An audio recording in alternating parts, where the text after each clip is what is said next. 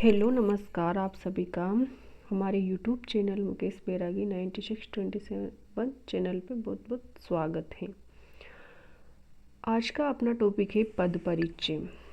ये माध्यमिक शिक्षा बोर्ड की बुक है, उसमें है पद परिचय। तो देखते हैं। सामान्यतः पद परिचय किसे कहते हैं? जैसे सामान्यतः एक स्वतंत्र शब्द जब वाक्य में प्रयुक्त होता है तब पद कहलाता है। यानी कि एक स्वतंत्र शब्द जब वाक्य में प्रयुक्त होता है तो उसे क्या कहते हैं? पद कहलाता है कहते हैं।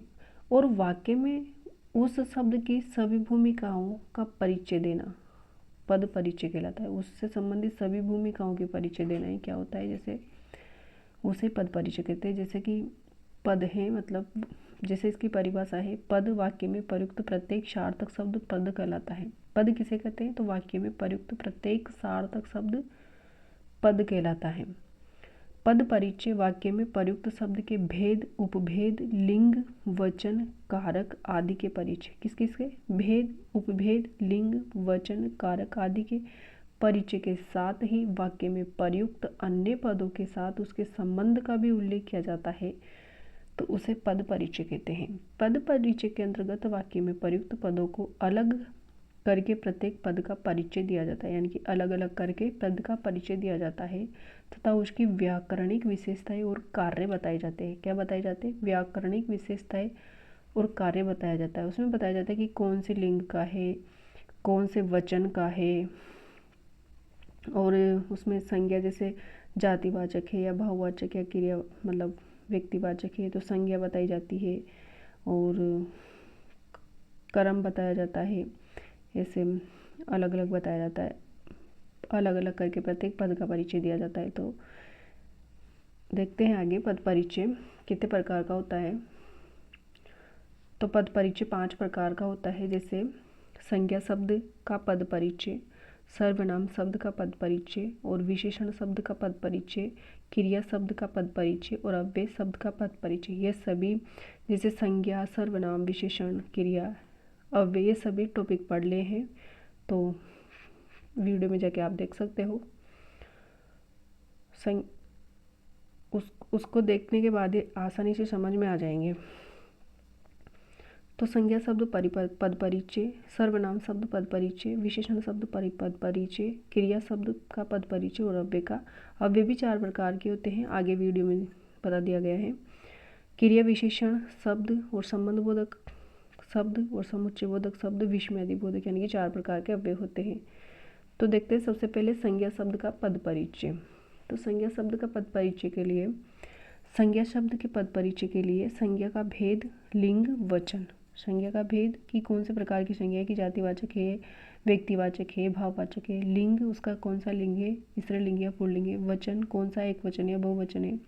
कारक कौन सा कारक है उसमें, तथा उस शब्द की क्रिया से संबंध को व्यक्त किया कि उसका उससे क्या संबंध है। जैसे इसमें उदाहरण है कि राजेश ने रमेश को पुस्तक दी। तो राजेश ने रमेश को पुस्तक दी, तो यहाँ पे अंडरलाइन आ जाएगी। जैसे राजेश में या रमेश में किसी में भी, तो उसके बारे में बताना पड़ेगा। तो राजेश क्या है? यहाँ पे संज्ञा है राजेश, और संज्ञा कौन सी है? व्यक्तिवाचक संज्ञा है, पुल्लिंग है, एक वचन, ने के साथ कर्ता का कारक है, ने के साथ कर्ता का कारक है, तथा द्विकर्मक क्रिया दी के साथ है। द्विकर्मक क्रिया यानी कि 2 कर्म है इसमें। जैसे राजेश ने रमेश को पुस्तक दी, तो रमेश और पुस्तक दोनों ही कर्म है, तो द्विकर्मक क्रिया दी के साथ है, तो इसका ये पद परिचय हो गया। अगर रमेश का पूछा जाए जैसे रमेश के बारे में, तो रमेश संज्ञा है, व्यक्तिवाचक संज्ञा है रमेश, पुल्लिंग है, एक वचन है, कर्म कारक है। रमेश क्या है? इसमें कर्म कारक है। पुस्तक को देखा जाए तो पुस्तक संज्ञा है, जातिवाचक संज्ञा है, और स्त्रीलिंग है, पुस्तक एक वचन है और कर्म कारक है। नेपाल जैसे किसी में नेपाल, चीन, ये हथियार शब्द आ जाए तो नेपाल क्या है? संज्ञा है, व्यक्तिवाचक है, पुल्लिंग है, नेपाल एक वचन है, कर्ता कारक है। चीन क्या है? संज्ञा है, व्यक्तिवाचक है, पुल्लिंग है, एक वचन है, अपादान कारक है। और हथियार क्या है? संज्ञा है, जातिवाचक है, पुल्लिंग है, बहुवचन है, कर्म कारक है। सर्वनाम पद शब्द का परिचय। जो सर्वनाम शब्द का परिचय, सर्वनाम का टॉपिक आगे पढ़ लिया है, वीडियो में जाके देख सकते हो। सर्वनाम शब्द के पद परिचय के लिए सर्वनाम का भेद, लिंग, वचन कारक क्रिया के साथ संबंध तथा पुरुष पर विचार किया जाएगा। जैसे मैं तुम्हारे साथ चलता हूँ, तो मैं क्या है, यहाँ पे सर्वनाम है और पुरुषवाचक है, पुल्लिंग है, एक वचन है, संबंध है, संबंध कारक है। तुम्हारे साथ चलता हूँ तो संबंध कारक है। यह वही कार्य है, यह सर्वनाम है, निश्चयवाचक है, अन्य पुरुष है, अन्य पुरुषवाचक है, मतलब स्त्रीलिंग है, कार्य स्त्रीलिंग है, एक वचन संबंध कारक है। अगला है विशेषण पद परिचय।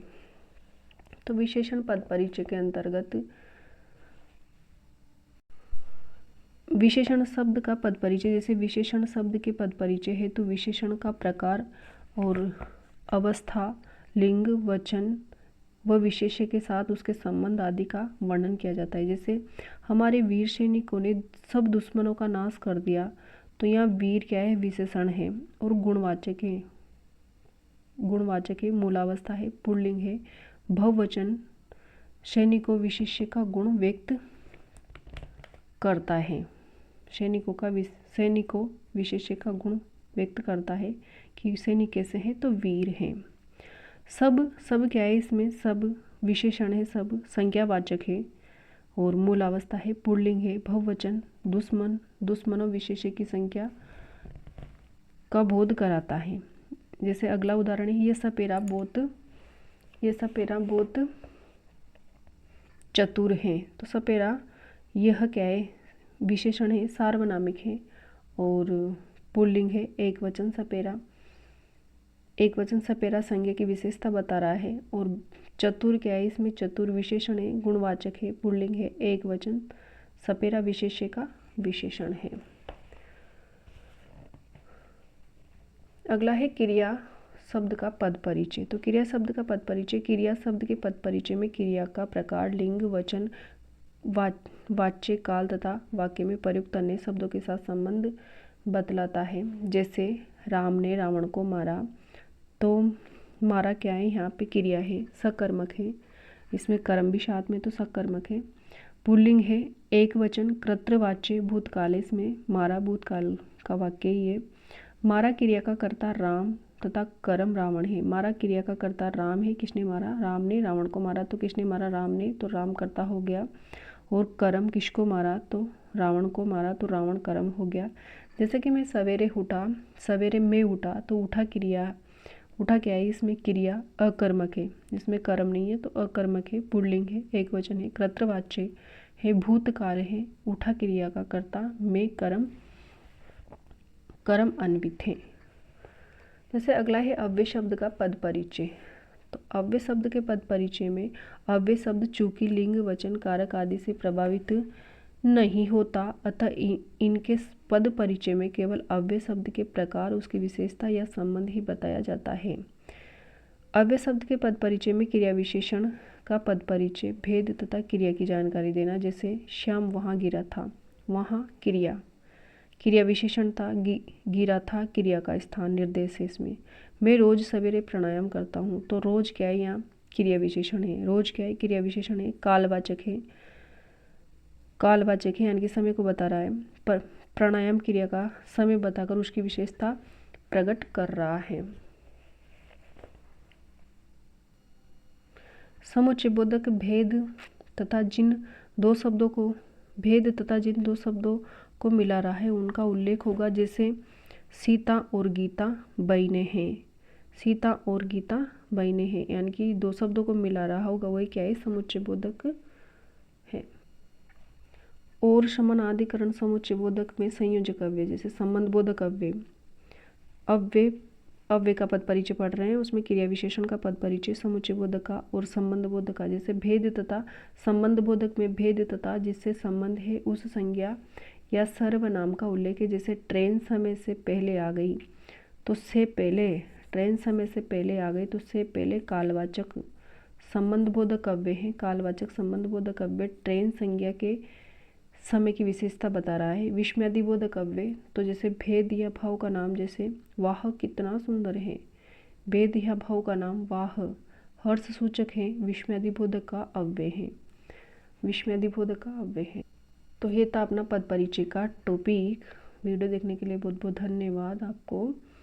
और चैनल को सब्सक्राइब कीजिए, वीडियो को लाइक एंड शेयर कीजिए। Thank you.